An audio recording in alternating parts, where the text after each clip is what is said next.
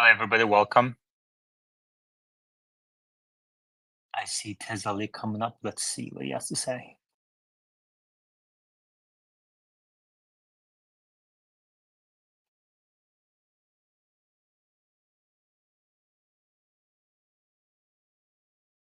TSLA, how are you? Hey, Alan, I'm doing pretty good. I just finished the last few days of the quarter helping out the Tesla delivery center, and it was pretty awesome, I'll say. Oh, nice. Tell us about it. How did it go? So I was mainly doing the FSD drives for demo people that are demoing the cars and also people that took delivery of their vehicles. And so we demoed the FSD 12.321. And yeah, people were loving it. They couldn't believe what it could do, the capabilities. The best thing is showing them the parking feature that this new one does. So you pretty much just go to a parking lot, and the parking spaces each show up in dark gray. You tap which one you want, and then you hit start, and literally takes over and backs into the space and did it perfectly every single time. And it was just really cool watching them, and also just the whole team there. I'm at the San Diego location, and just the team was so awesome. And everybody, it was so busy the last day, just people picking up cars left and right. So I highly recommend people, if they have time to ever do it at the end of a quarter, they can always use the help. It was fun. It was a great experience. That's awesome. Is this the first time you're doing it? Yes, this is the first time I've ever done it, and it was all from that post that I posted on X, saying if anybody needs help. Well, the team at that location saw it, and then they called me and they said, "Hey, yeah, we can really use your help." So then I showed up the next day.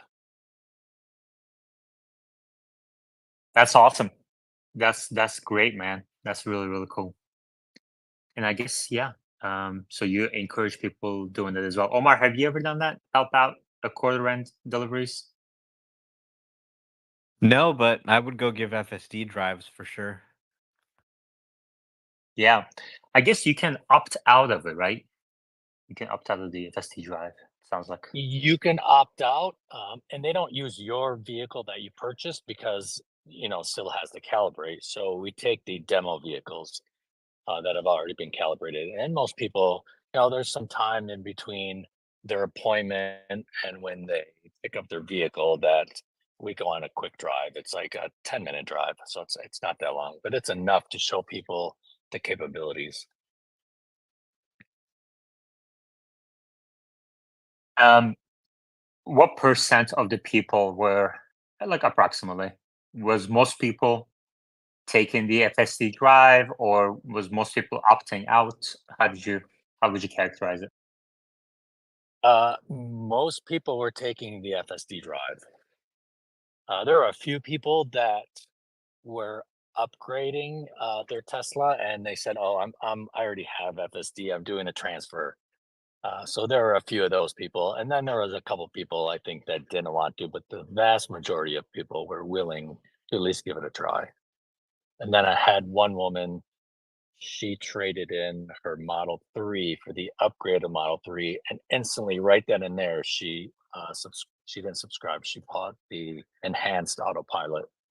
So it was like this, yeah, it was pretty cool watching people excited about the FSD and even enhanced autopilot and all sorts of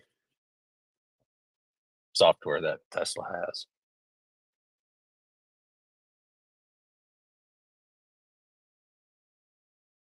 All right, great. And then that's good to hear that most people were taking the drive. And did you have any people that already have FSD that went on a ride with you?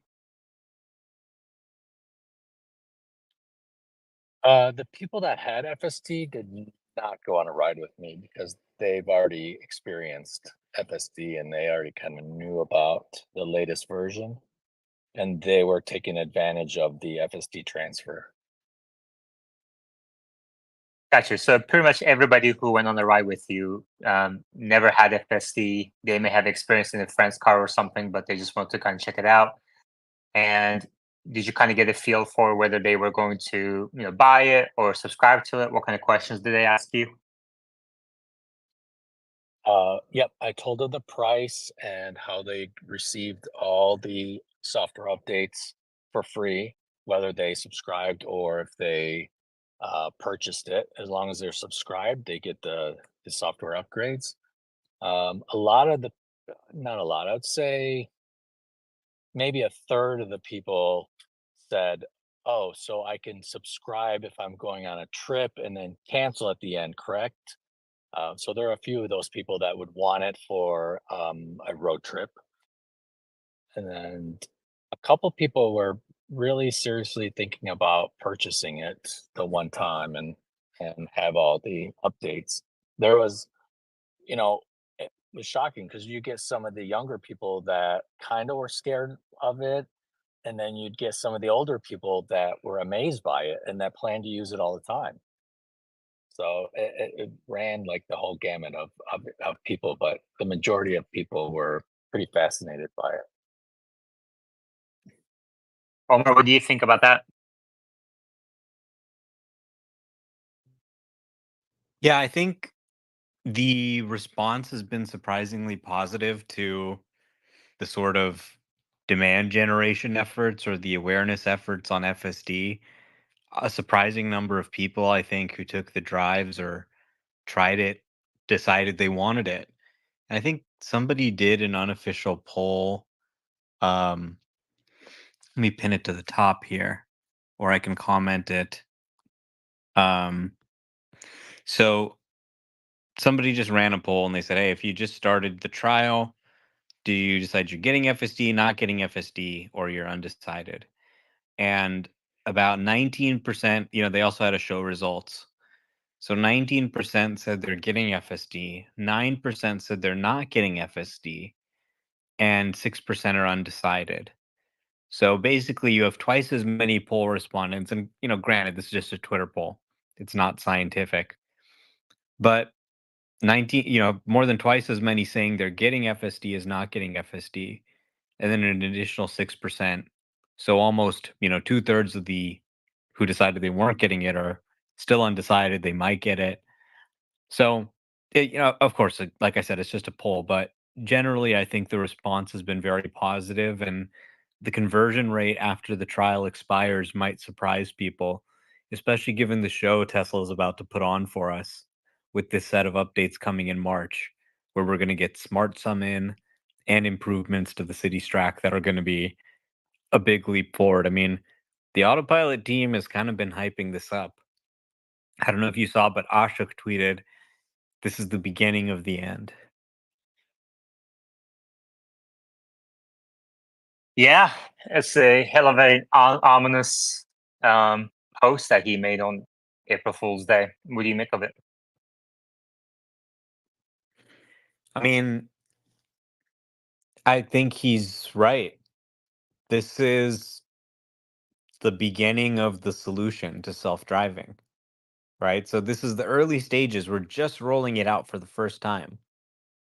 But this is the beginning of really the end goal. And it's a tweet. It's vague. So he could have just been saying, you know, he watched some movie or he made some reference and maybe we're totally misinterpreting it.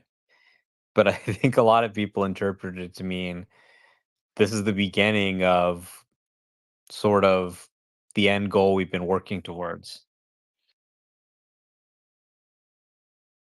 Meta, welcome.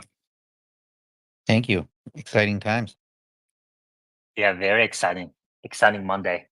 All I gotta say Question is for you. When Ashok says the beginning of the end, do you think he's watched a movie and he's referring to the beginning of it, the kind of like last few minutes of the movie that he's watching in the movie theater? Or do you think it has anything to do with FSD? Or do you think he's just kind of, you know, was at church and he's talking about his risen? I think it was March 31st, right? So it's the beginning of the end of March. Oh yeah, it could be the end of March. That's right. Wes is a big fan of marches. Wes, how are you marching? Much more stainless steel marching now. Oh, okay. How many nines are we at?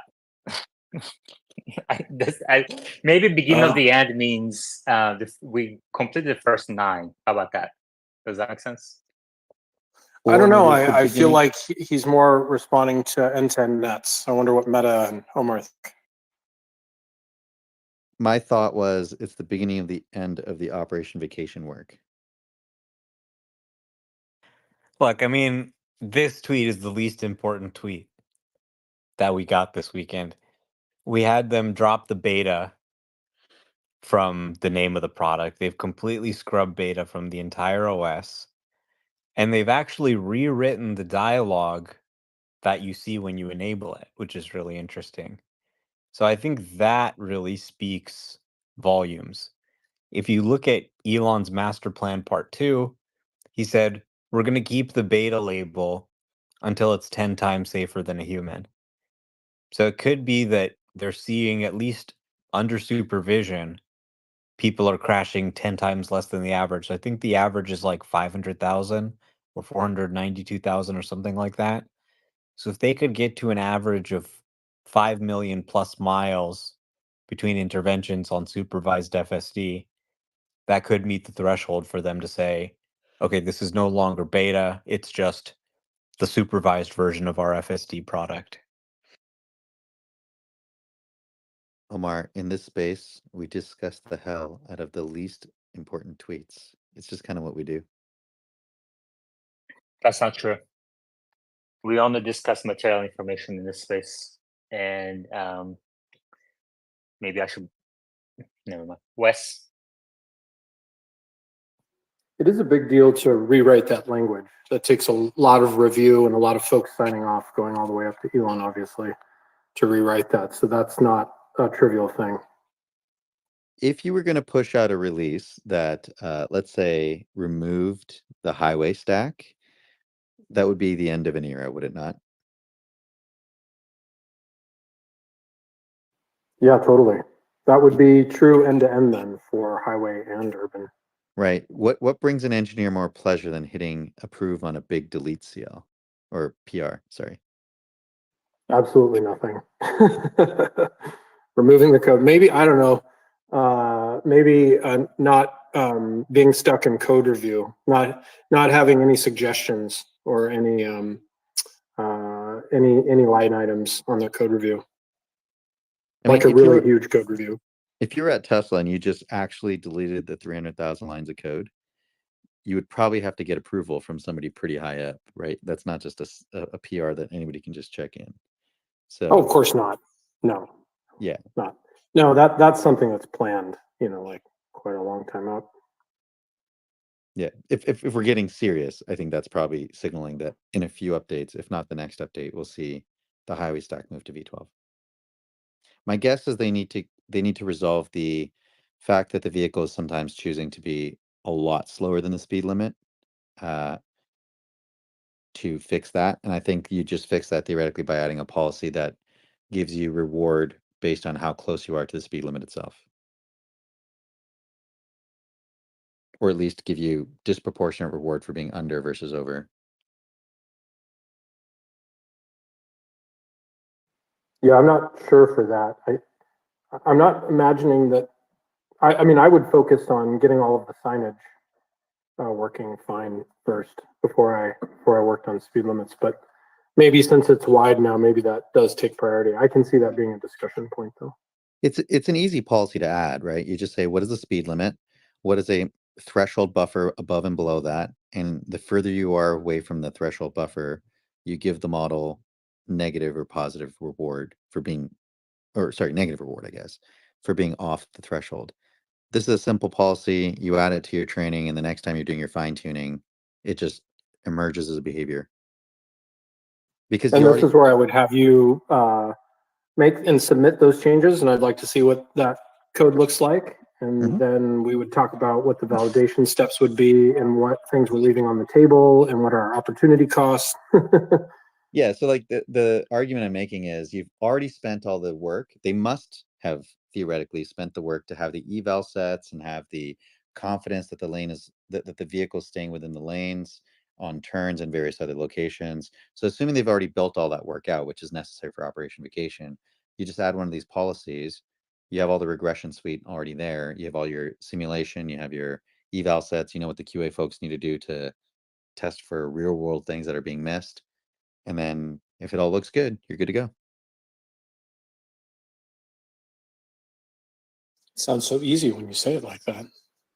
I mean, I just said a lot of people doing work. So it's very easy to say, but it's a lot of people involved.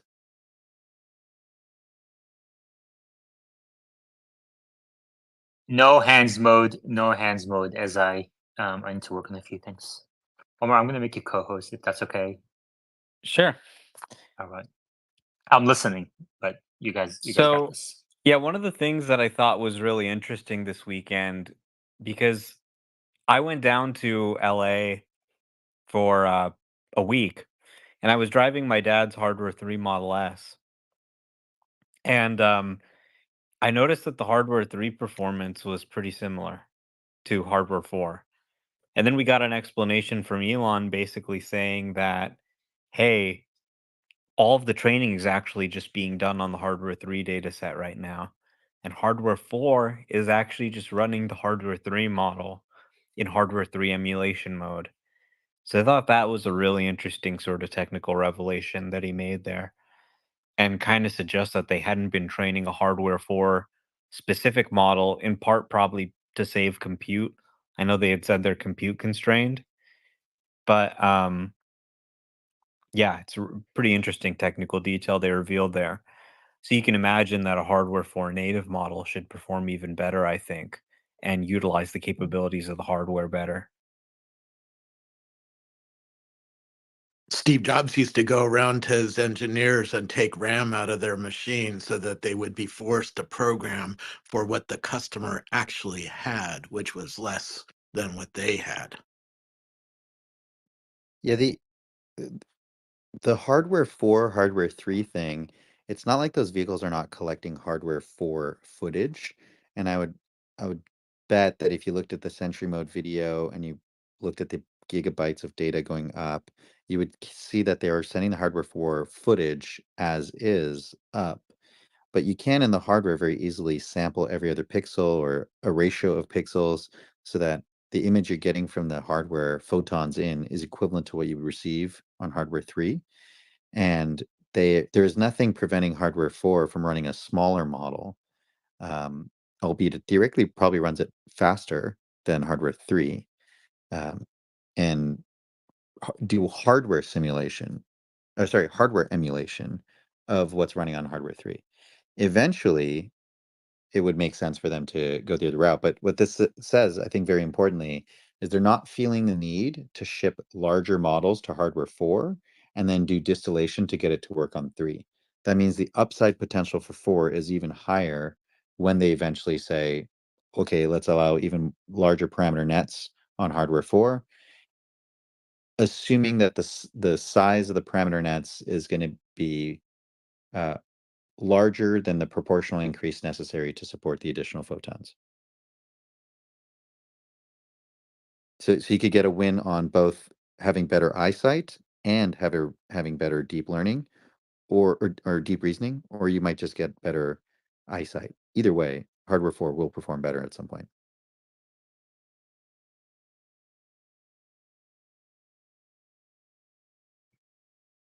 Anything else?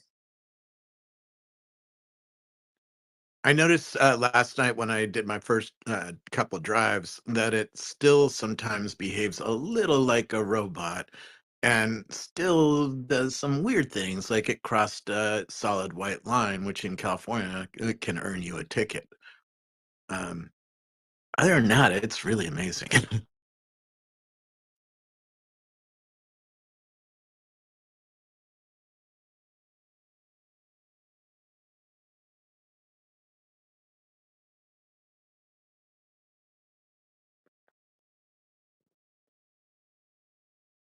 It's the beginning of the end, Ashok said, or it's the end of the beginning, or something like that. Somewhere in the middle. All right. Well, if you guys are going to be quiet, I'm going to bring in a speaker. Sean, what's your question?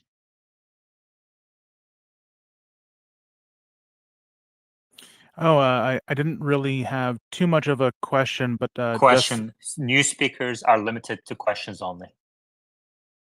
okay. It was all right. Do you have a question? Kind of. There's just some feedback on the observation of making the vehicle hit the speed limit correctly via giving it punishments or rewards. I was just going to comment that a lot of times the speed limit data is incorrect, so that can be one part of the issue that makes it hard to make that an easy solution. Agreed.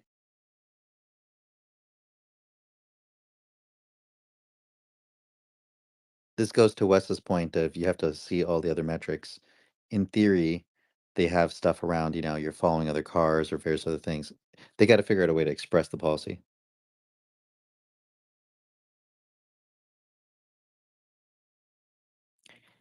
So we got production and deliveries tomorrow. BYD put their numbers out.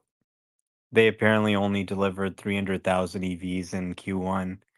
I think the Chinese New Year period affects them more because they sell disproportionately into China. But it seems like Tesla could outsell them for Q1.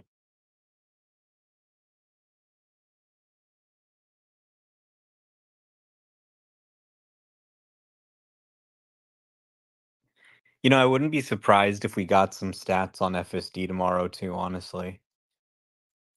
Like, oh, this many people got the trial, or this many miles have been driven, or something like that. By my counter, we've now passed 900 million miles.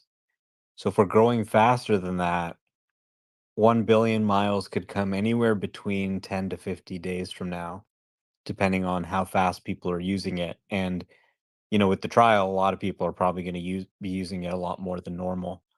So if the delivery numbers are not too great, if we see, only modest growth or even a year-over-year decline, which has happened very rarely in Tesla's history, then some FSD stats might be helpful. It'll also be interesting to see if they break out energy in this report coming tomorrow morning as well.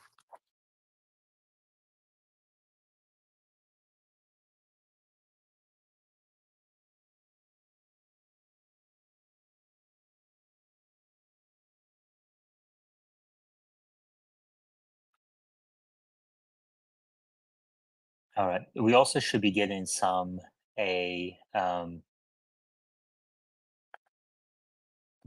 data too, right, Omar? Yeah, I think that's what they said. Mhm. Oh, another exciting piece of news on FSD this weekend. They said FSD Subscription Canada is essentially launched because they're giving everyone a free trial now for 1 month. And they said before the month is over, we'll have the subscription option live in Canada. So Canadians will finally be able to subscribe and use FSD on their cars. Nice. Awesome. Let's see. Dale, no hands mode. All right. So for the panel here, how hard would it be in a robo-taxi environment to say they have an app that the customer has? If it snapped a picture of you of what you look like, how difficult would the challenge be to get the cameras on the FSD capable robotaxi to recognize the person on the side of the street to pull over at the appropriate point? The challenge is most facial recognition software will fail because you probably don't see the person's face necessarily. You're going to need to recognize the person's body type, frame. People wear different jackets. Think Omar's definitely going to be able to speak to this more, but think of when you're maybe driving around and you're trying to pick someone up if you don't know what they look like or you don't know where they are. I've, even picking someone up from the airport that I do know, sometimes it can be hard to find them out of a crowd.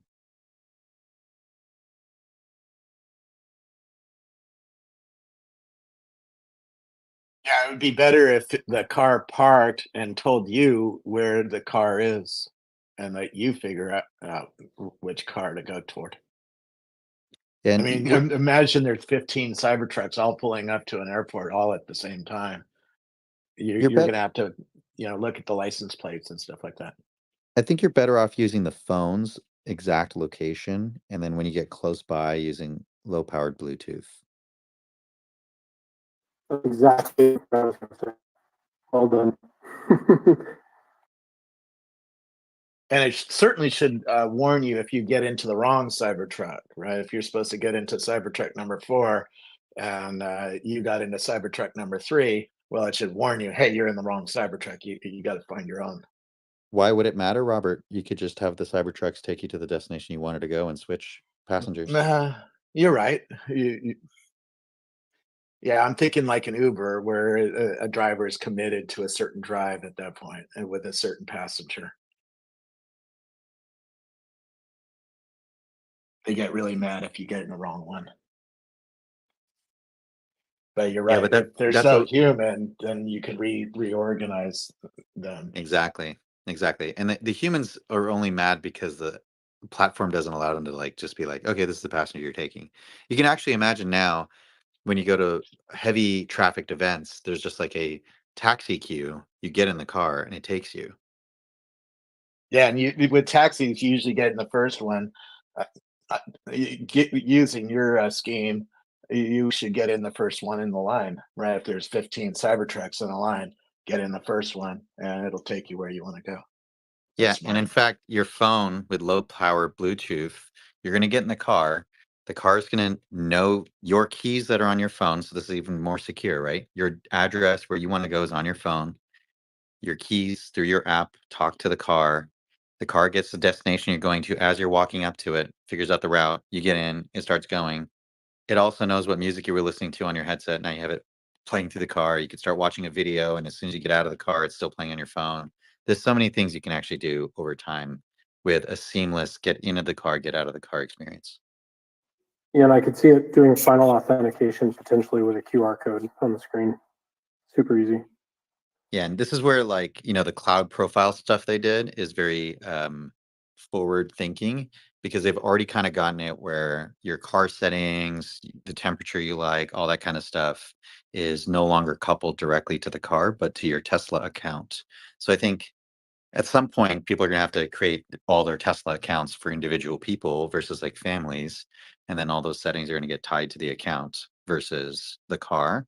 At which point the subscription model probably makes way more sense for FSD, especially like I think Omar was saying yesterday in a space, family plans, things like that make more sense with subscriptions. And then it doesn't matter which car you go to, as long as you're paying a member, as soon as you show up, FSD turns on. And if you're not an FSD paying member, well, I guess you could get to the car and then drive it to your destination, then get out and it'll drive on its own.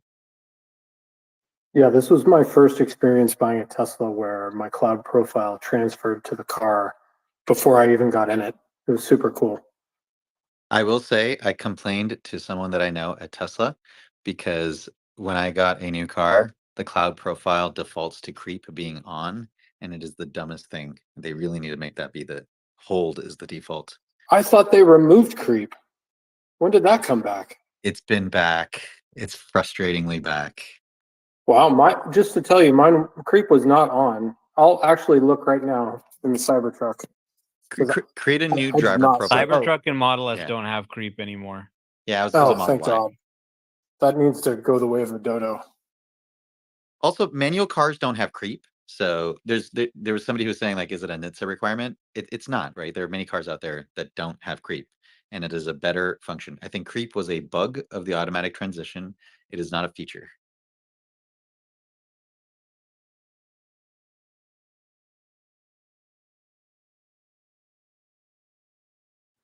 Creep is similar to the Mach-E fragrance, the gas fragrance.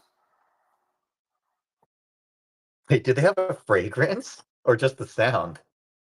No, it was a fragrance. It was a marketing gimmick. I don't believe they ever actually sold it, but they made it.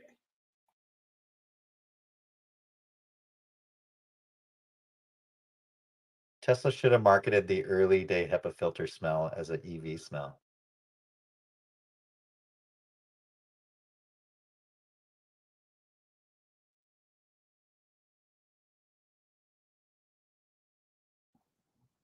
Machine, no hands mode. I noticed that whenever Omar or Meta got into the car, the creep mode went back on. So there might be something about those two individuals. Wondering if people with hardware 2.5 correlates to penis size. As soon as machine arrives, the quality of the conversation just elevates. I believe there's a inverse correlation.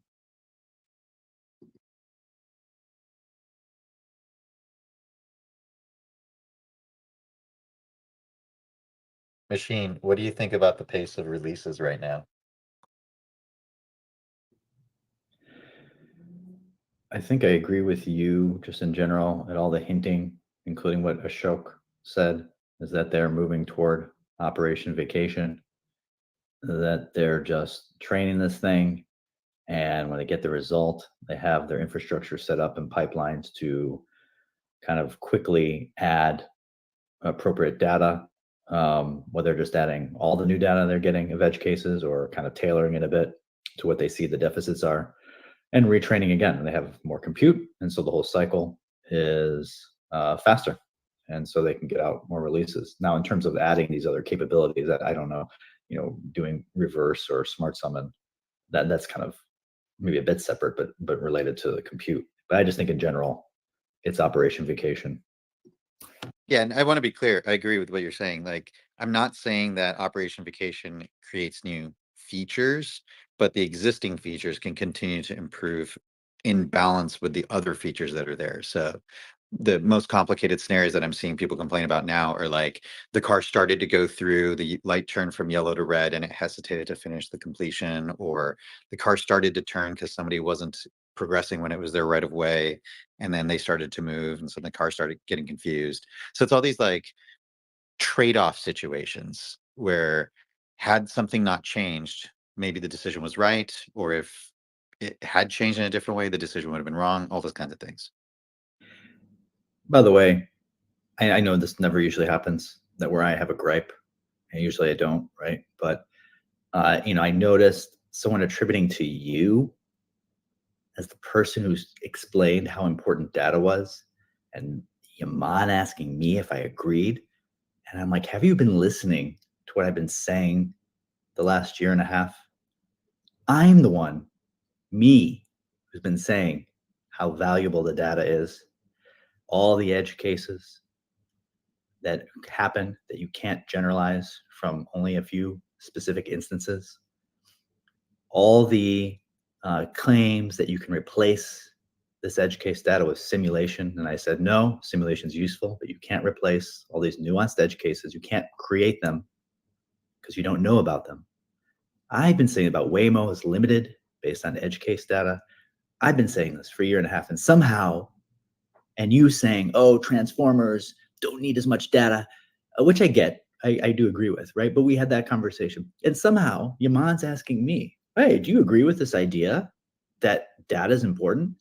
Unbelievable. I don't know if he's been listening, if he listened this entire last year and a half.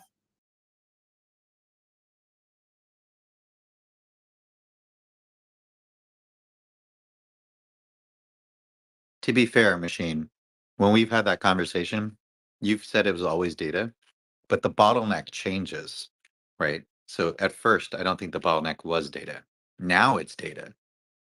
However, agreed. To say that simulation didn't help Waymo would be dumb, because clearly Waymo got to self-driving cars in many regions without crazy amounts of real-world data.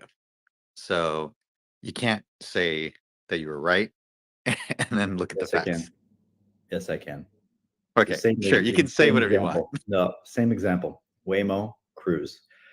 I agree with you. You didn't need all that edge case data to get it working in very specific subsets of locations at 25 mile an hour, where it doesn't rain, etc. Limited things. But they've gotten better. What I said was, for a generalized solution that's scalable and robust across all locations, not just a few urban city streets, that the more data you have is going to be more important. And my theory with Waymo was that that's one reason why they don't grow out geographically as quickly. This is validated by Cruise, as we've discussed multiple times, in their attempts to scale out geographically and then failing, and then trying to congratulate themselves when they showed that their performance in the new cities was worse than in San Francisco.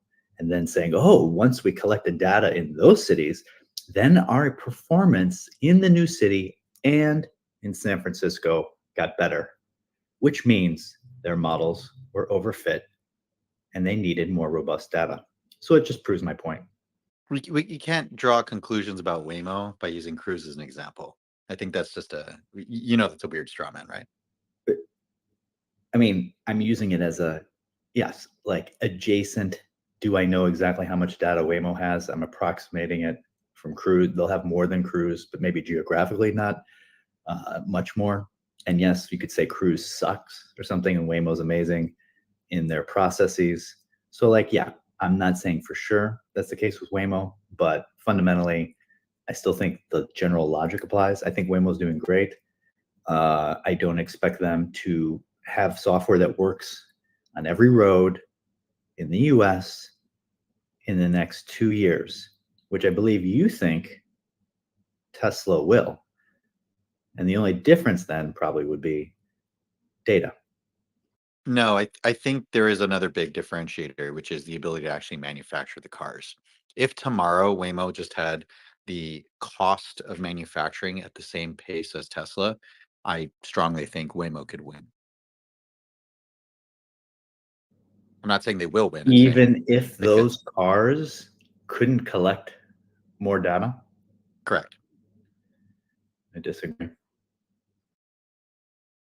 Like, what would you say if tomorrow you find out Waymo's got highways and cities in the regions that they applied for in Los Angeles and the Bay Area working, and they had sufficient cars to actually, not have crazy wait times?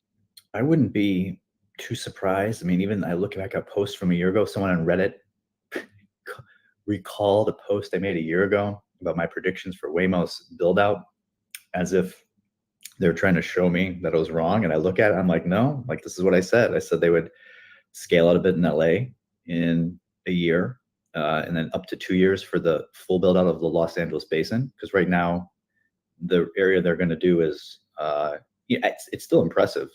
More Western Los Angeles, and only like maybe like a fifth of the area that they would have to scale out into.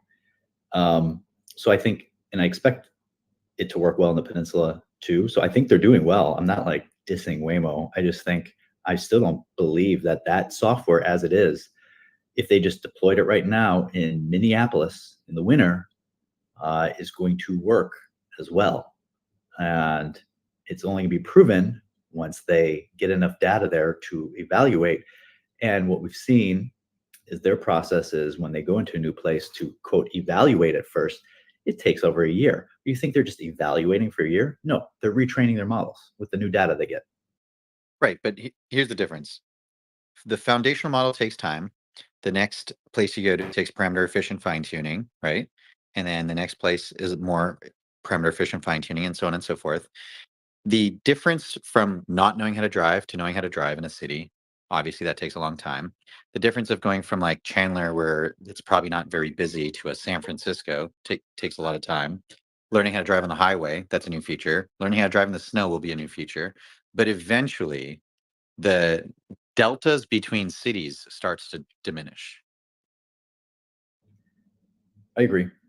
But those deltas that need to be discovered become, it's not just cities, right? It's these nuances possibly in the data sets that basically are called edge case data or sparse. And so just by deploying your 100 cars that were previously in California, Phoenix, and just moving them to 100 different cities still may not be enough cars to collect enough of that data because it's so sparse to get you to the next level of fine tuning. I'm going to play devil's advocate. I just want to make it clear. This is not my position, but You're not just a devil, you are a creep. I turned it off. So I don't know what that says about you versus me. But the to soften the extremeness and the certainty that you have in this, I would say think about in a scenario where Waymo shows up in a city, they could theoretically, with a prototype vehicle, run a freaking data center in the backseat of their car. They could run 10 models in parallel while they're driving. So their ability to train when they're doing 1 mile is very different than Tesla. They can have that vendor then look at, say, a screen and say, in each of these 10 scenarios, this is what the model was thinking of doing. Based on that, we flagged the most, 100 most important things from your trip. Give us scores based on each of these locations. And now you actually have a lot of models being trained in parallel and all that data going in. And that's a lot harder for Tesla to do because they don't have multiple cars with different models driving the same street with humans giving direct feedback. So if you look at it that way, the richness of the data versus the amount of the data, which is more important? I believe, I'm not familiar with your, not ensemble modeling, but you're talking about that they're training different models on the car. I missed this part. You're just saying it's not training, evaluating different models. evaluation of different models on the car and able to better identify what are the true edge cases because they fail across multiple models, not just one. So yeah, I believe that, but that there's still, I don't know if that counters multiple orders of magnitude difference in data flow, which is what there is, right, between Waymo and Tesla. So the key difference between FSD and Robotaxi versus LLMs that are doing chat-based models is the real world fidelity, right? So if you take the vehicle and you say, I'm going to do a cross product of, let's just do 2 parameters, right? One parameter is aggression of going through an intersection, and the other one is caution to avoid accidents of going through an intersection. And you're just trying to get this balance right. You obviously can think of many different trade-off scenarios. But if you get that and you just say, okay, we're going to do a cross product, we're going to have 3x3 grid. So we're going to just have 9 models that we're training in parallel, and maybe one's a control. And of those 9, you say one's very cautious, one's not, like one's average, one's not super cautious. And then you do that for both the aggression side and the caution side. You try different, thresholds for each of them. You cross product it, you make all your models. Now you just go drive and you see, okay, where in the grid did it land well? And now you're doing a n-ary bisect across 2 parameters.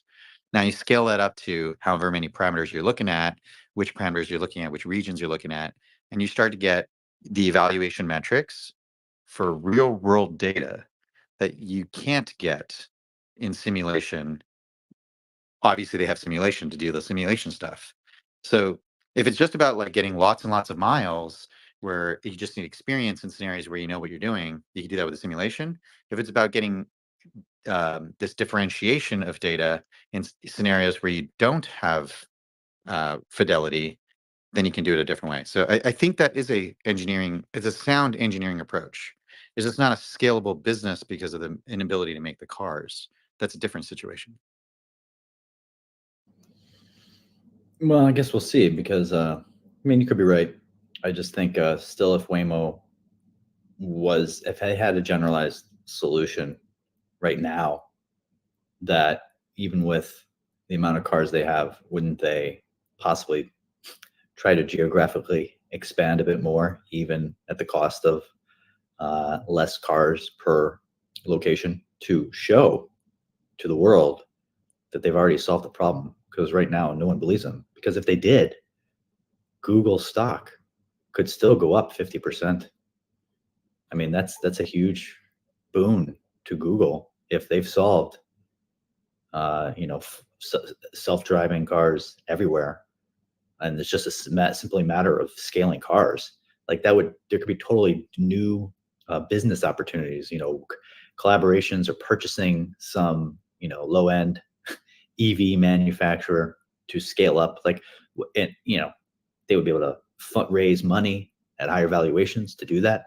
And there's just a bunch of stuff there that I don't think they've shown the confidence to believe that that's the case.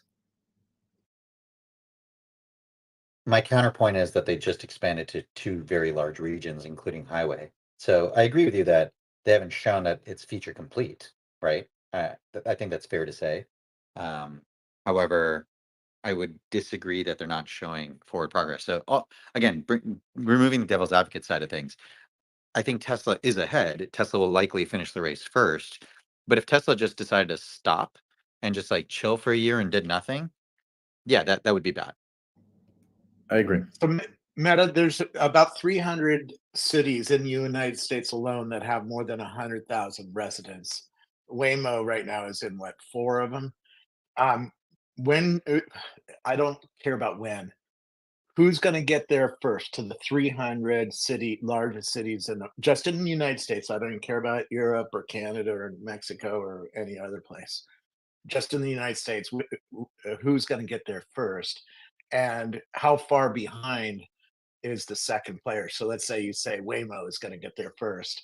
How far behind would Tesla be? And then we'll have a conversation about what that really means for Robotaxi.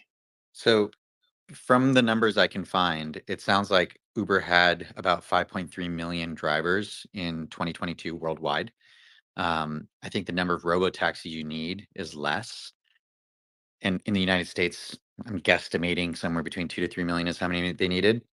They make 2 million cars a year at this point, you know? So Tesla within a year can dominate as soon as the software is there. They already have cars on the road, 6 million cars on the road. So the race, like, this is one of those like multi-prong races. You needed to win the hardware race and the software race. And while I think Waymo may have had a sound and possibly better software approach, their hardware approach just or the inability to get the hardware there is the reason they would lose. Now, if tomorrow we found out that US China changed the rules and BYD had a boat that they kept like secret and 1 million cars are about to land, yeah, things could change, but I think there'd be a lot of unlikely scenarios to make Waymo win. That doesn't mean that there couldn't be a duopoly. True. And let's say they both arrive pretty close to each other. Let's say Waymo comes a year later than Tesla, because for these 300 largest cities. Now that's not everybody, but it's the biggest cities. There's still people like me who don't want to do Robotaxi every single drive every single day. Yes, I want to use Robotaxi to go to the airport to fly somewhere, or maybe go on a date night where my wife and I don't want to have a car in San Francisco or something like that. But most of the time, we already have 2 Teslas and we're not planning on selling them. And we're the kind of people that like to be in the same vehicle at all the time. There's other people like in the street that I live in. There's people who have trucks that have logos on them, have tools in them, have glass. There's a guy who does glass and has all sorts of customizations to their vehicles. They're not going to be very likely to put a vehicle into Robotaxi or use a Robotaxi to do their glass job. So they're going to need vehicles. Well, Tesla has an option of owning or Robotaxi eventually. And I don't see Waymo ever being able to put a Waymo in my garage permanently.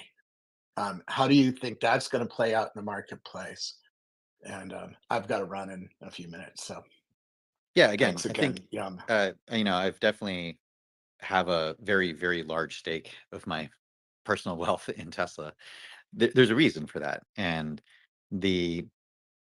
Waymo had that Waymo Via thing going with the trucks, and then they canceled that program. That obviously doesn't bode well for how fast they were progressing in that, or the adoptability of that, or the cost, or whatever the causes were that prevented that from succeeding. Where you could see Tesla succeed in that because they can manufacture their own trucks. So I think while software and hardware were a really big part, at the end of the day, managing bits is always as difficult as AI is. Managing bits is still easier than managing atoms over the long term.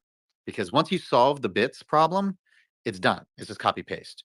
But the atoms, you can't copy paste. You have to keep managing the atoms. And Tesla's, it's so, everybody says Tesla's an AI company. Tesla's a manufacturing company, not just an automotive company. They figured out how to make cars better than people who already knew how to make cars. It's a very big difference. Even Apple doesn't make their own phones.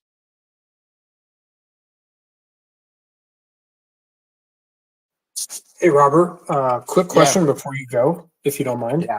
Yeah.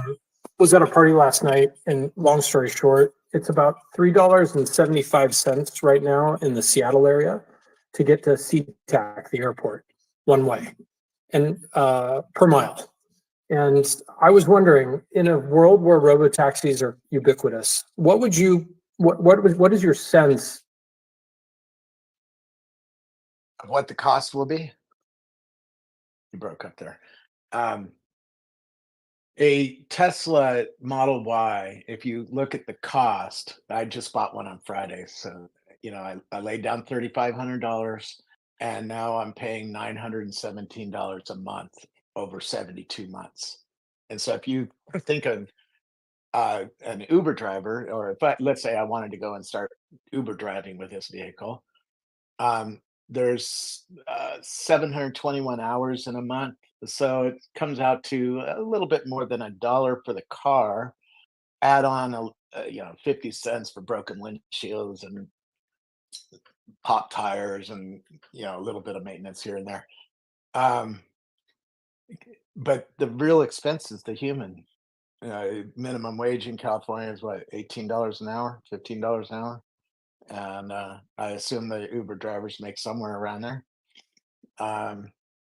So you're talking about close to $20 of cost, wholesale cost in an Uber versus around $2 a cost in a robo taxi without a human. And yeah, Elon probably will start out close to an Uber price, but that would be very profitable for him to do that. And eventually he could reduce the cost to where Uber just can't reduce it to. And so I would expect where an Uber costs like $60 to get to the airport right now from my house, I would expect a robo taxi to be 45 or 40, somewhere in that range. And that cost difference is going to be very hard for Uber and Lyft to compete with, because they just can't until they figure out how to do robo taxi without a human, and they don't have it. Does that make sense?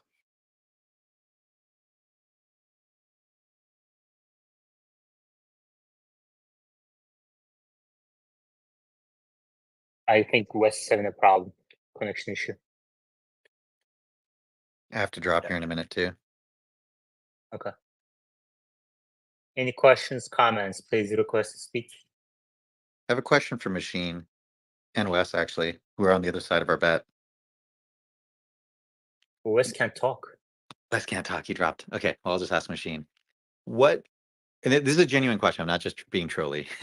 What are you still looking for to have confidence that, let's forget May, June, July, like what makes you think level 4, level 5, let's say, but ignoring parking lots, ignoring getting in and out of parking lots, what are you looking for still to have the confidence that it's going to be achieved with the operation, vacation, end-to-end stack, and that no new re-architecture or brand new approach is necessary?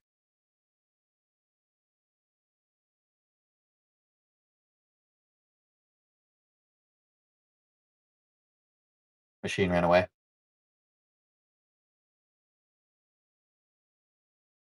All right, never mind. I'll ask this question on another day. Oh, go ahead, Wes. Sorry, can you repeat the question? I don't know if that was for me or not, but my audio with the Android X app was bad. It was for you and Machine, but the question is like, what are you looking for, ignoring the bet, what are you looking for that to convince yourself that the end-to-end stack and operation vacation and the current approach is all that's necessary to get to L5 for whatever you want to define it, like robo-taxi process? Just to get there, period, or to get there in the shortest amount of time? To get there in a shortest amount of period of time, aka that they will not need to abandon this approach and try a different approach. Gotcha. So I've thought that end-to-end was the right approach for well over 2 years. That's documented very well on Tesla Motor Club forum and on Twitter. But I do feel like what I've seen so far is what I was hoping for, is that we'd get quick releases, we'd get quick feature fixes, and we'd see a very limited amount of things that are left to be solved. So I'm still like right on the cusp of kind of calling it, March of Nines, but I think it'll take another month to play out. But what I'm seeing so far is, it's good enough to feel like we're the approach is good. So Omar received 3 point release updates for neural nets, I believe, in 1 week. Does that, because in the past we've talked about if we could get bi-weekly updates, it would convince you. I'm curious. I think that box has been checked. What remains? Yeah, I feel like that too. One of the things that I'm a little concerned about is that there's no release notes. So I'm wondering why. Like, are they not confident certain things are fixed, or why aren't they calling that out? So I'm a little concerned about that. I mean, the release notes would read, Operation Vacation took data from the fleet and updated the weights based on what it thought was best. Something along those Oh, sure. But like when the stoplight thing, Omar being at a distant stop sign, it was acting on the stoplight that was in its view. And that was fixed, but not called out in release notes. And then I think the blinking reds is a thing where I would think prudent to call out would be construction, road closed, or just road closed sign, because it doesn't seem to be respecting those. So like things like that, or school zones. I don't know how much they want to call out. Maybe that's more of a liability thing, but that's what I would like to see. I'd like to know when we're going to be feature complete, and I'd like the release notes to reflect that, but maybe that's not possible. Yeah, I think the nerd in me wants that too, but CYA rules tell me that you don't call something fixed when it's a probabilistic fix, and so it's probably best for them to just not do that anymore. But yeah, I have to drop. I look forward to continuing this conversation in the future. Thanks, bud.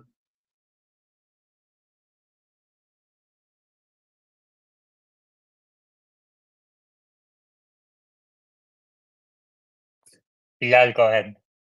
Hey, I just wanted to comment my thoughts on the release notes.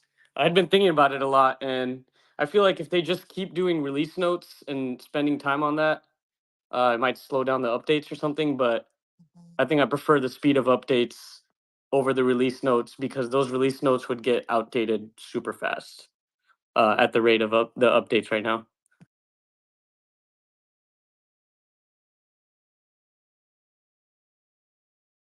Okay, thank you. Any other questions, comments? Please request to speak.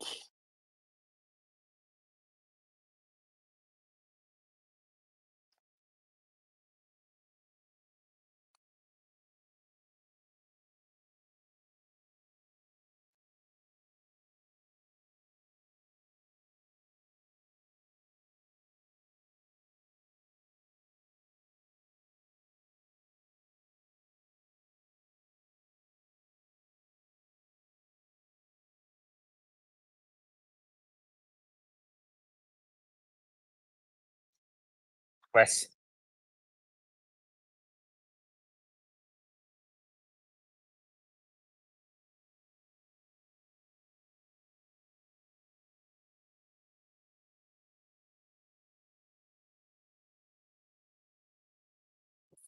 Wes, are you having a connection issue again? Yeah, people are telling me that the app is all buggy today. Yeah, YouTube Live is working better. If you want to go there, you can. Let me see if there's any YouTube Live chat.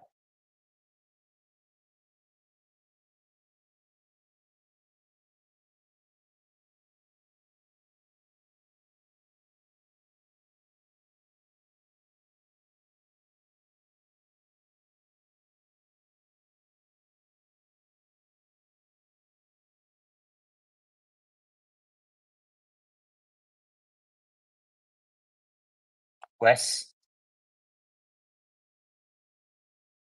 Hey, has Elias been on yet? Has he talked about the miles to critical disengagement? Yeah, a couple of days ago. Were you not there for that? No, I meant today. I noticed that it was up to over 400 miles city miles to critical disengagement. I thought that was Okay. it's What do you going think straight of it? up. It's What do you think of awesome. it? Yeah. I think it's great. Statistically, we need more data, but if that goes to 1,000, with the amount of drivers that are currently reporting, and their history, and the fact that it's aggregated data, it's multi-state, I find that to be Yeah, I don't think incredibly useful. I was looking at the data a little bit yesterday, and it's not as diverse as I thought. Can you elaborate? Yeah. So if you look at the states, percentage of drives with no disengagement by state and province. California has 2,100 plus miles. Okay. And the total is about 3,500. So that's mostly, is Elias in California? I don't know. 172 drives. And then Virginia is 700 plus miles. So 2 states comprise 2,900 miles of what, 3,400? So it's not as diverse as, just Yeah, need to keep in mind. I see your point. That's why I want more data.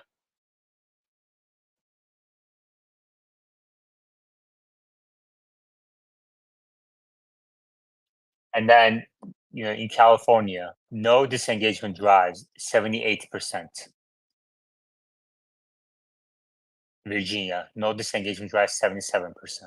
Yeah, I get that. It's the key critical metric is urban miles to critical disengagement. And Wow. those other hard to read because it's difficult to pull out like the top key metric because there's so much data. You can easily geek out on it, but it takes a long time to absorb. Is a learning curve associated with viewing that. It's all one color or almost one color. I mean, kinda I hard. think we spent So I about just an try to hour, follow 2 that one hours. metric. Yeah, we spent about an hour, 2 hours the other day on this, tracker.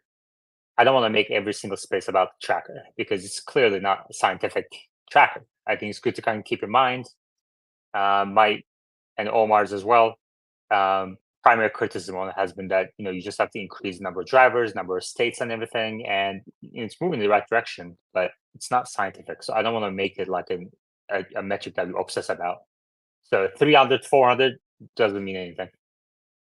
300 versus 400, I would bucket. I would put in the same. I think the only thing that we can say is at this point, the number of miles to critical disengagement, according to this tracker, as subjective as it is, has increased. Yeah, And I agree. combined with all the anecdotal data we're getting from ex users, FSD is moving the right direction.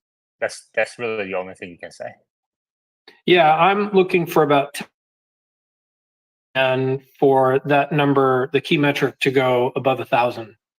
That's what I'm looking for. Okay. Any other questions, comments? Dale, did you have anything to say? No, I guess one of the things, I had a kind of just a short question for Wes. Do you see, and maybe Yaman as well, do you know the game Pokemon Go? Have you heard of that, Wes? Oh yeah, we supported that. We held all the data while I was on Google Maps. So yes, I'm very familiar. Okay, so I'm wondering if once Robotaxi is available, do you see eventually a gaming platform in the real world that involves FSD where they offer an API, maybe a store where you can game in the real world, kind of along the lines of a Pokemon Go or whatever they can invent that brings people out of their houses and into the real world? That's interesting. I honestly hadn't thought of that. I would think that as it becomes more ubiquitous, essentially Google Maps became so ubiquitous that, we got approached by Pokemon Go folks to say, hey, like, can you power this game? Like, oh yeah, totally. So it anything that is ubiquitous ends up being gamified, I would say, like, over time.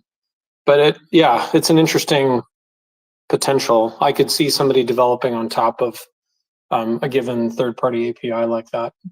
Honestly, it has to be pretty low level if you're going to want to do like high accuracy. But then on the flip side of that, Uber actually doesn't show you the actual position of a vehicle until it's rather close. It's kind of obscured to an extent. It's not the exact position of the vehicle. At least that's what they used to do the last time I looked at that API. So and I think that's for security purposes. And it was probably compute limited. I can think of a lot of reasons, honestly, but I think it does have a potential to be gamified. It's just not something I think obviously will happen first. Yeah, exactly. I wonder how much revenue a game like I'm interested now. I might look those numbers up, but what sort of profit margins there are where once they master FSD, and it looks like it's happening quick, in my opinion. If you gamify that, if that becomes material, again, tons of question marks way off in the future, but it would seem totally doable.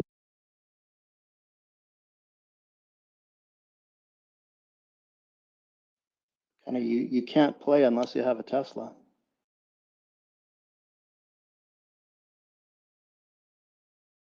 Yeah, and also think about the rideshare companies are pretty ubiquitous now obviously for rideshare. That hasn't happened with them yet. So we're talking about a level of usage that's, I think, way higher. More like Google Maps percentage of navigation in the United States is extremely high. Yeah, good point.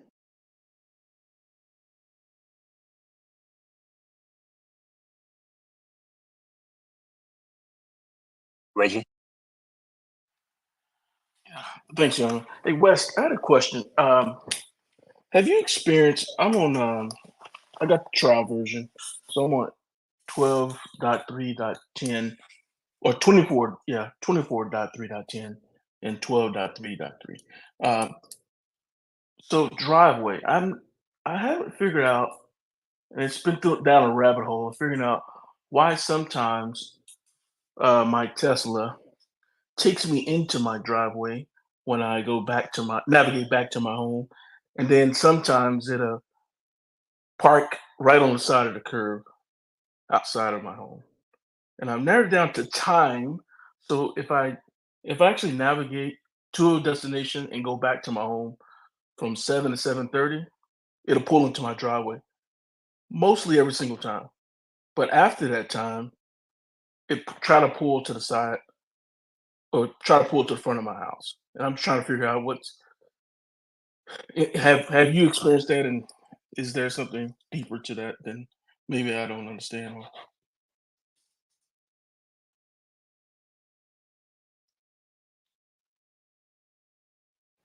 To me, that sounds interesting. It sounds like it could be causation, it could be correlation.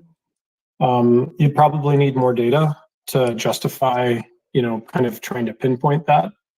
I have heard folks talk about, instead of putting the pin for their house, where your address, but if you actually set a specific pin location of your driveway, and then because I've got a really long driveway, and then you set that as your house, or that is your quote unquote home, then it might be more likely versus parking on the road.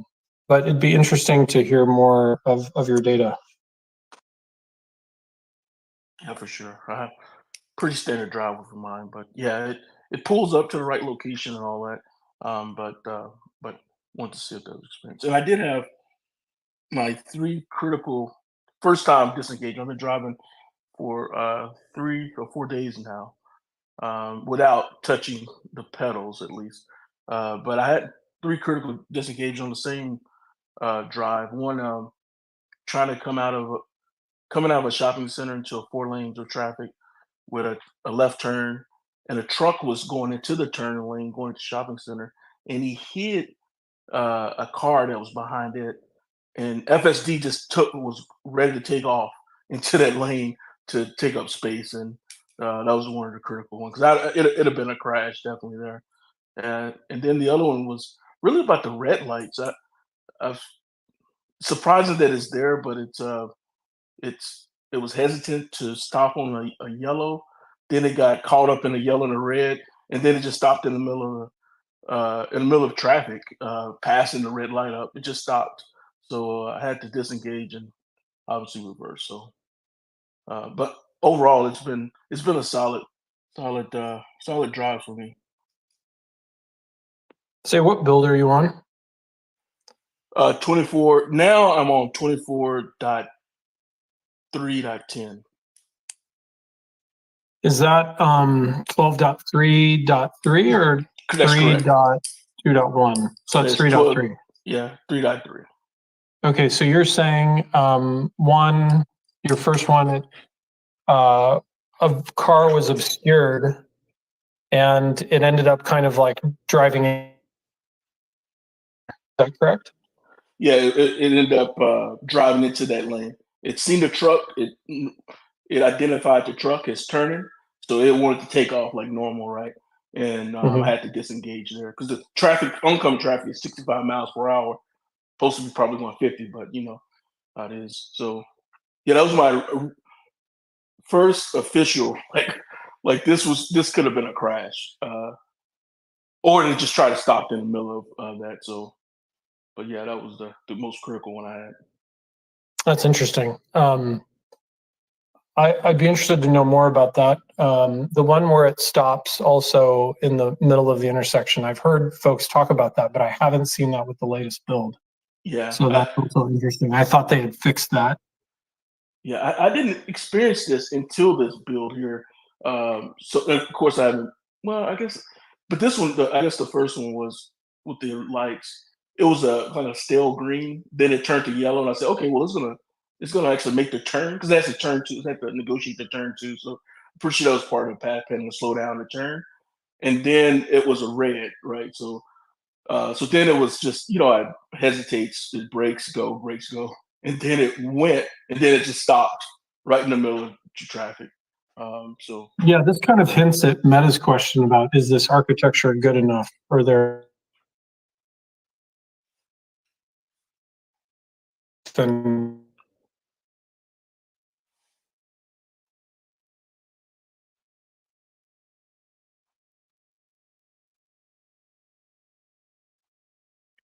Dale, can you hear Wes? No. in the vision set, the actual clips that they provided, like where is the problem? That's what they have to solve, obviously, but that's interesting. Wes, your connection is real bad. And Reggie, thank you for your questions. Yep. Greg?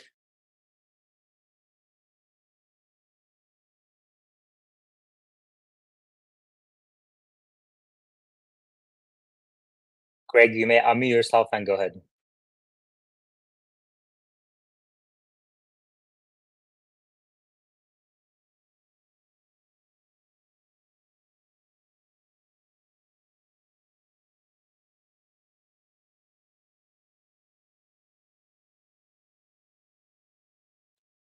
Any other questions, comments? Please request to speak. Otherwise, I'll be on mute.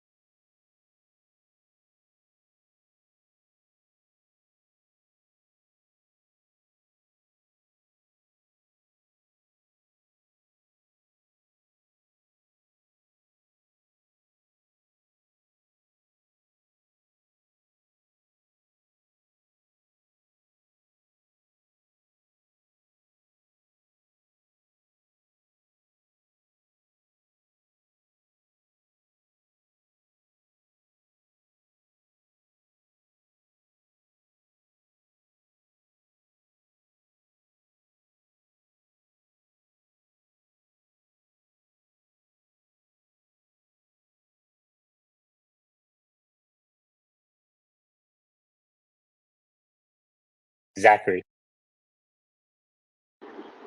Hey guys, thank you for taking the call. I just got the FSD on both of my Teslas.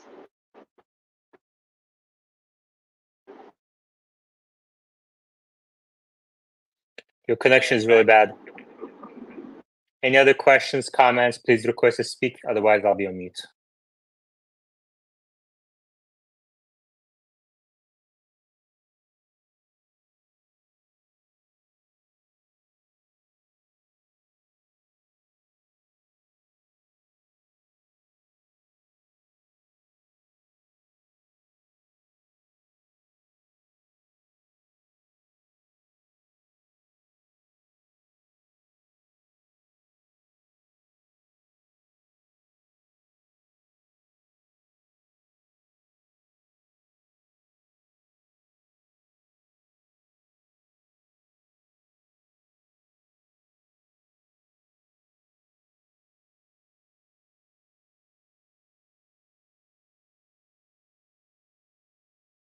James.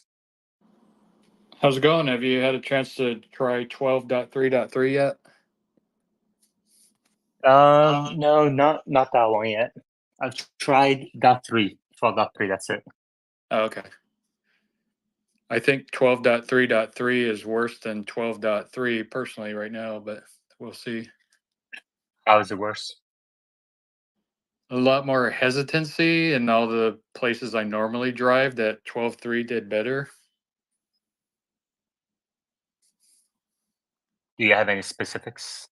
Like even if it's just one case where you can kind of describe in detail, that's more helpful than it's mostly general statements that people make. That's true. Yeah. Like leaving from stop signs, it has a really hard time committing to going. Like I'll get to a stop sign, it does its little creep forward a little bit, and then it starts pulling out, and then it's like, I'm not sure. And it'll kind of bounce back and forth 2 or 3 times, trying to decide if it should go or not. So it's kind of dangerous on our 40-mile-an-hour road out here. Interesting. I'll keep that in mind, and I'll watch for any patterns or people saying feedback. And yeah, 12.3 was really, really good, especially with stop signs. So they kind of dialed things. It's always a 2-step forward, 1 step back, and maybe they're doing some A/B testing. Who knows, right? We don't really get much detail. But, yeah, I guess 12.4.1 just came out. yeah, is that an April Fool's joke? No, or did it actually come out? Oh, that's true. I didn't think about that. Yeah, because I feel like Omar would be all over that if that was true. Was he here today? Yeah, he was here earlier. Oh, okay. All right, that's all I got, buddy. All right, thanks. Have a Greg? great afternoon. You too, James. Thanks. Yeah, so I was listening to the conversation before Machine, and I take serious issue with this Waymo project. What Waymo is, it's a failed startup where they're going to sink about $100 billion into this thing before it's done, and it's going nowhere. First of all, if you go to Google and go on image and type in Waymo, do you guys know what kind of car they're using? They're using a Jaguar I-Pace. That car's been discontinued, okay? This whole thing is a disaster. If you were to buy that car, it would cost you $200,000, okay? When Tesla gets its FSD and Robo taxi up and running, a good business strategy would be buy all the used Model 3s that you could get your hands on for about 20 grand and then just upgrade it to FSD. You could get yourself a fleet up and running for a few $100,000. Nobody's going to spend $200,000 on a Waymo car to start an experiment of a robo-taxi network for $8 a ride. It just doesn't make any business sense. The Model 3, when you're not using it as a robo-taxi, you could drive it around. If you were able to buy that I-Pace with that Starbase launch kit on top of it, if you were able to actually buy that car, nobody would drive it. It's hideous looking. So I don't understand this Waymo thing at all. I know that their actual ride sharing works okay, but there is no business model here. Well, do you have any support for your $200,000 figure? Say again? Do you have any support for your $200,000 figure? Yeah, it's on the website. All you have to do is go to Google and say cost of Waymo. The CEO of Google has said before, the cost of a Waymo vehicle is approximately the price of a well-equipped S-Class sedan. So it's about $200,000. Just just the price of all the sensors. 100%, I'm sure it's 200 grand. But you could Google it. When did he say that? Let me Google. If you want, I could research, but I remember when he said it, and I remember it showing up on other YouTube videos saying that he said it. And if you Google it, I think I'm on there right now. If you just Google cost of Waymo, I believe it'll come up and tell you it's. So that was January 2021. That's 3 years ago. Okay, and what's the price of an iPace now if you want to buy it? I think that's a little besides the point. The fact is, no, because you'd have to outfit a whole new brand of car. Look, the FS. The fact is, Waymo is the only company right now that is actually operational and providing commercial autonomous rides. Okay. So to say that it's a failed company is, I think, a stretch. Second, your figure of $200,000. The first link I'm seeing on Google, when I Googled that, what you said, S-Class, moderately equipped S-Class, around $180,000 in the US, January 2021. Third, has nothing to do with it being iPace. They developed a system that they can put on other vehicles. And fourth, as many have mentioned in the space before, Waymo aims to remove sensors, which is going to lower cost. And others have said an autonomous car is well worth in the hundreds of thousands range anyway. So the only way Waymo can fail here is if Tesla actually achieves its goal of doing it vision only. If Tesla can't achieve 6 nines of reliability with vision only, then Waymo is your only choice. So I think it's a little too early to say it's a failed company, Greg. Okay, listen, the technology itself is good, but the business strategy is what's failed. I'm saying it's a failed company because even if they achieve whatever they're trying to achieve driving wise, nobody's going to spend $200,000 on a car to get $8 rides to displace Uber. What I'm saying is Tesla's business model is you could buy a car, drive it around, and then just make extra income on the side. You can't do that with the Waymo. Okay, thank you. Bradford? So yeah, he's right on that figure.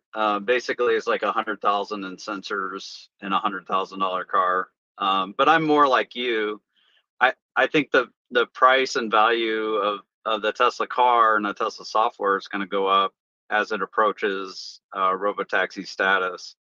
So I do think people will pay $200,000 for a Tesla if it can go out and make you $50,000 a year, or something on that order. So what makes I think we all know like the challenges Waymo have. I'm prepared to talk a little Cybertruck whenever you want to change the subject. Or I did have a challenge with 12.3.2.1. I was showing my in-laws that software yesterday, and we had an emergency vehicle on an undivided road, just one lane going each way, and fire truck, full lights on, blaring sound, and the FSD card did not react to it. So I think there's some things that'll clean up, but I think what's really encouraging about version 12.3 to me is like it seems like it's a different set of problems than version 11 had.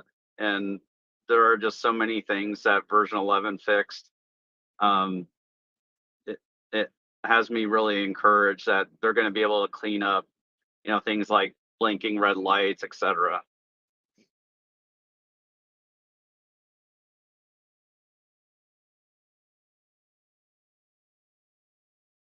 What are you most excited about now, Bradford? 12.3 or Cybertruck? So the way I think about it, the free trial does excite me, but I think like Tesla needs to hold people's hands even more. Like people got the free trial, but then they don't know how to engage it. So Tesla put the video out for autopilot, but it wasn't like a video that popped up on your screen. So there's a lot of people who never used FSD who don't know how to engage it. Maybe they figure it out, maybe they don't. I think they're going to need multiple free trials. So we're in the camp that take rates will improve, but it's not like suddenly going to be 50% this quarter or anything like that. But I am excited about where things are going with FSD, and I'm excited to show it to people now, and I don't feel like I need to make excuses when I show it to family, and people are just blown away. We have an Easter get together with like 20 people, and I basically showed everybody how good version 12.3 is now, and people are just blown away on how good it was. And it was like a boring, safe drive for the most part. So like I'm really excited about that. I'm also excited about Cybertruck. I feel like I agree with Gary Black about it. Like it's big, it's bold, it's beautiful. It's like a freaking tank driving down the street. It's just very triggering. When people see it, you almost like force them to have some kind of reaction. They either are not paying attention, they don't even notice, like they're locked into their grocery list or their world or whatever, they're zombies. But people who see it are like either love it or hate it, or they like pretend like they don't see it. So like right now there's a group of people, they just roll down their windows. Oh, cool. Do you know what it is? Oh, awesome. Well, what do you think it costs? 80K? 80 start, right? Oh, all right. That's really good. I'm not sure. I think it's like 35 inch. I don't know. I do investing for a living, yeah. So this is paid for with Tesla stock. Just buy the stock, make money, and then you buy cars with the stock. It's pretty sweet. See ya. Whoa. How's that? Green light. Now we're rolling. Could you all hear all that?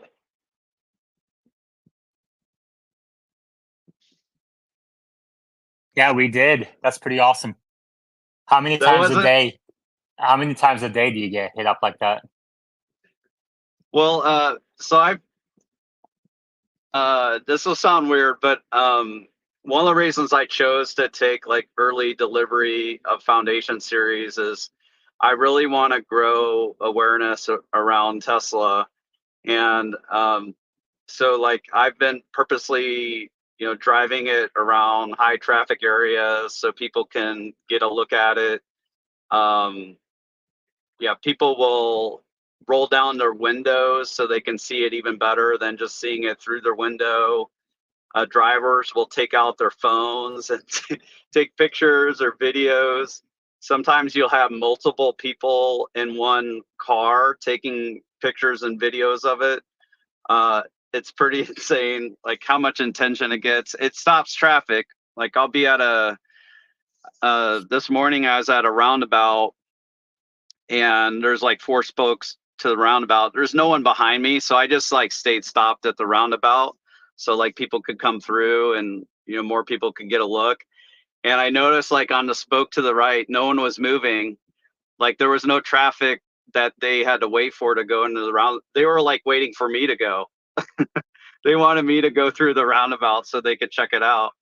So I did that, and I noticed like Saturday when I was driving the strip, that's pretty high traffic area. There were 3 honks, and people weren't honking at me; they were honking at other people who were like in the roundabouts, and just waiting. They wanted them to go. So it's like literally the Cybertruck is the celebrity right now. I think there's an opportunity in here to sell a lot of Model Y, Model X from the Cybertruck. Maybe some people don't like the Cybertruck.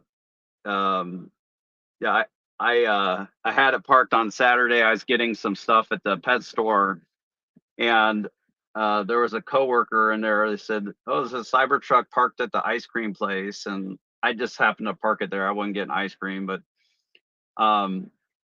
and a coworker says, "Well, do you know who makes it?" And they said Elon Musk, and that's the most common answer I get, is that Elon Musk makes the Cybertruck.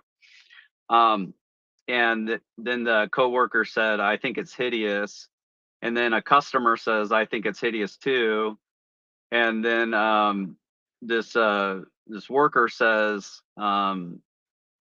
"It's a concept car." Now I should have done better in this in this exchange here, but in the future I would say, well, concept cars, they don't produce them and sell them to customers. Anyways, I was quiet. I check out, and then I said, "Do you want to see inside it?" They said, "Oh, it's yours." I said, "Yes." I knew they wouldn't want to take a look inside because like they were, probably Elon haters. But I don't mind if people don't like the look of it. I think it'll grow on people over time. Kind of like, there was all these Tesla influencers that went to the Cybertruck reveal, and when it was driven on stage, like the crowd got quiet. Like the crowd didn't cheer. It somewhat cheered. I mean, there are a couple people who did, but like it got quiet, and people were freaked out by how it looked. And I think like that's happening all over again. I got my car on Friday. It was among 3 Cybertrucks that were delivered that day. And it's the first delivery day for Cybertrucks in Indiana. And a lot of people are shocked by it. We'll we'll be driving by, and people just like leave their mouth. Like, I didn't know my mouth could open this far. Like, people's mouths, their jaw will just drop as far open as like it's almost like a cartoon where you like make the jaw and they just leave their mouths like that wide open for like 30 seconds. They're in shock. We can read lips on people who like drive by. There was a guy who was probably 25. He was driving the opposite direction. He just said an F word that ends with a K, and I could just in a very exaggerated way when he saw it. People give us thumbs up. Some people give us thumbs down. I had the Cybertruck parked in my neighborhood yesterday, and someone drove by, and they said it's not real. And I think they were like meaning to say it's not a real truck, just like parroting, stupid propaganda about it. It gets a lot of attention. I think there's a huge opportunity now, and it's really exciting to me that Tesla is unlocking production on the Cybertruck. Whatever it was that was holding them back, they've unlocked it, and they're we're starting to have conversations about them potentially making 1,000 a week. I don't know where they're at now, but that's a big deal. And we just heard from Sawyer Merritt about how many people Giga Texas is employing. It's 22,000, like 777, and that's a lot of people for the current production of Model Y and Cybertruck. I think they're going to be able to produce a lot more Cybertruck and Model Y there than they are today. So I'm actually most excited about Cybertruck, and I'm using this opportunity, or I will be, to like try and sell as many Y and X that I can for Tesla. I'm going to start doing referral code and all that stuff for when I'm talking with people about Cybertruck. Am I crazy? No, man, that's great. I mean, I see the same amount of excitement in Austin. I actually see multiple a day now, even on one street, two Cybertrucks parked. And people are taking pictures and asking questions. They're super excited about it when they're asking questions. So obviously, it's a very, very popular product. And just the price needs to come down. As long as they can work down the price, then everything will be fine. What do you expect for Q1 results here? Any comments around stock price? Yeah, I'm curious to see the reaction tomorrow. I feel like the media is going to be unfair with Tesla, and I'm wondering, whether the stock price is able to hang in there. I think the narrative is going to be that the growth story is over, but we all lived through a lot of first quarters where first quarter production and deliveries were lower than the fourth quarter. It was only 2021 and maybe 2020 where first quarter exceeded fourth quarter, something like that. But it's going to be framed as they're no longer a growth company. Earnings are declining. They're just going to be focused on that quarter, whereas I think we have a lot to look forward to with version 12.3 and with Cybertruck. And I'm not holding my breath, but it would be nice if Elon didn't focus on all the challenges Tesla has and was focused more on or focus people's attention on the opportunity, and like specifically how much better version 12.3 is, what all they improve, what they're seeing and maybe some of the data. I'm hopeful that we'll see an update to the FSD miles driven chart where I think the last we've seen it's at, I don't know, above 500,000. But I think with how good version 12.3 is, that chart is just going to spike higher. They're going to need a new y-axis for it, where I think it's those miles are going to just, as Machine might say, double exponential, hyper exponential growth. Yeah, I'm not sure also like how people are going to react to different accounting adjustments that might happen. There might be some FSD recognition, maybe for second quarter. I'm not sure about first quarter. And there might be some accounting for legal reserves for legal provisions, like for the legal fees that are just insanely atrocious for the Elon compensation trial. So like I feel like that's going to be noise though. Like version 12.3 is just giving me so much hope for the future. And I also feel like most people are cheering for Tesla to win. They might think the Cybertruck is ridiculous, but they feel it's cool that Tesla is even making it. So there's a guy in a PT, no, there's a guy in a minivan. Maybe he has kids in the back, so he's just pointing at the Cybertruck. But I see cars will go real slow to try and catch a glimpse at the Cybertruck. and I'll slow down for them, or if I need to, I'll speed up so they can get a picture, get a good look. Trying to be safe. I'm nervous for when old people are driving around. Like if they're really old, their reaction time kind of So sucks. Bradford, did you say your estimate for Q1 deliveries or production deliveries? It's stock price action. I didn't give an estimate. Matt does more of that work. I'm not sure where he's at. We haven't talked about it. We're not really making a trade around it for clients. Mm-hmm. And then, do you have?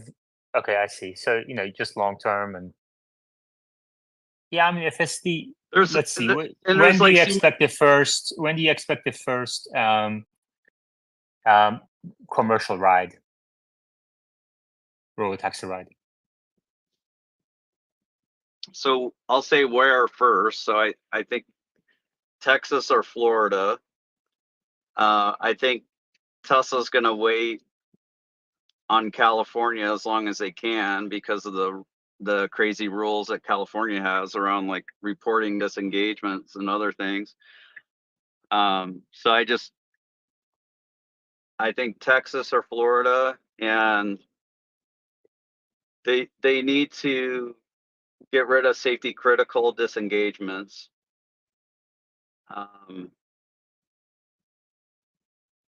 I feel like when? I feel like it'd be a is the year and a question. half. I feel half? like year and a half. Mm-hmm. They need to get to the point where if a typical ride is like 5 miles, you have 100,000 rides without safety critical disengagements. But I think you almost need to be better than a potential accident every half million miles. It needs to be better. Don't you agree with that? Yeah, I think we need orders of magnitude improvement in reliability, and we'll see when we get there. But a year and I a think, half would be amazing. Yeah, I think they're on the right path. And I'm guessing they'll have the system in place to be able to flag different situations. So I'm on the optimistic side, and how quickly they're iterating on the software. Apparently they had we know from Elon's ride, they had a version of this going on in August, and I think it's been improved numerous times since then. So like they're able to run the training and to get new versions out, test it in simulation, add simulated data to it. I think they're on the right path. There's some doubt about like the A-pillar camera, but the blind spot camera, whether it sees sufficiently to 90 degrees or not, whether that matters, but I don't think it matters.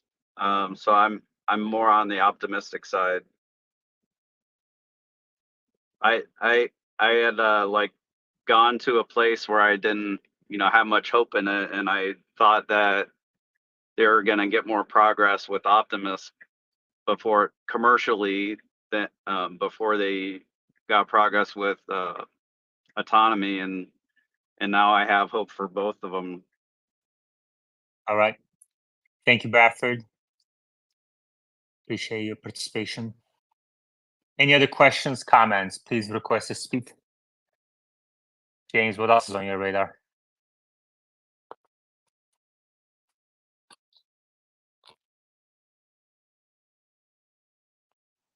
Did you talk to me?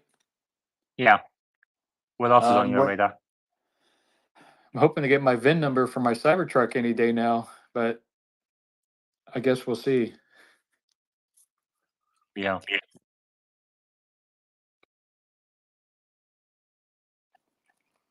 It's kind of hard not to obsess over these things that are monumental, but they shouldn't control your life, but sometimes they do, Yeah. We have a new speaker coming up. Dax, go ahead. Hey, Yaman. I have an FSD related question. My understanding was that everyone in the U.S. that had a Tesla that was FSD capable, I have version 11, whatever the latest is on there. I thought we were all getting upgrades or the ability to do an upgrade this weekend, and I haven't seen anything. So I don't know what I'm missing. Anybody know when the older rigs that have hardware 3 capable, hardware 3 and have version 11 are going to get their option for version 12? I'm jealous of y'all. Do we have any information on when you're going to get FSD 12? Is that the question? Yeah, I thought everyone was being offered the ability to upgrade this last weekend, and I haven't seen anything yet. Yeah, I don't know anything about your specific situation more than you do. I don't know why you would expect. James, do you have anything on that?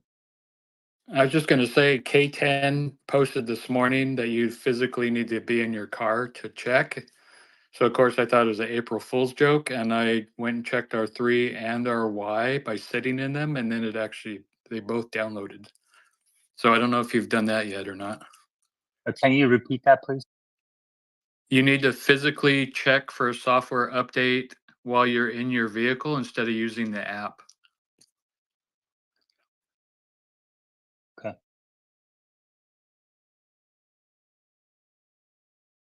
And that helped your situation, right? You said? Yep, I got screenshots of my 3 and my Y, and they both downloaded this morning. Okay. Michael? No, yeah, I was just confirming that on my Model Y, I had to physically go in and check for updates inside the car, and then it got it.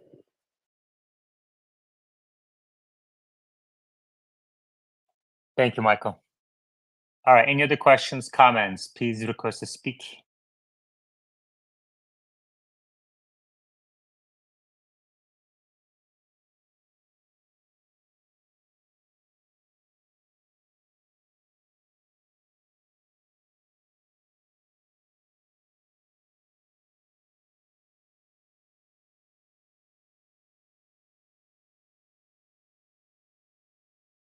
Jimmy? I'm just gonna triple that. You need to be in your car, and then if it doesn't say it's updating, toggle between what is it, advanced and basic for that data thing. Just do that a couple times, and then you'll see the update. The data Thank you, sharing. Jimmy. Thank you. All right.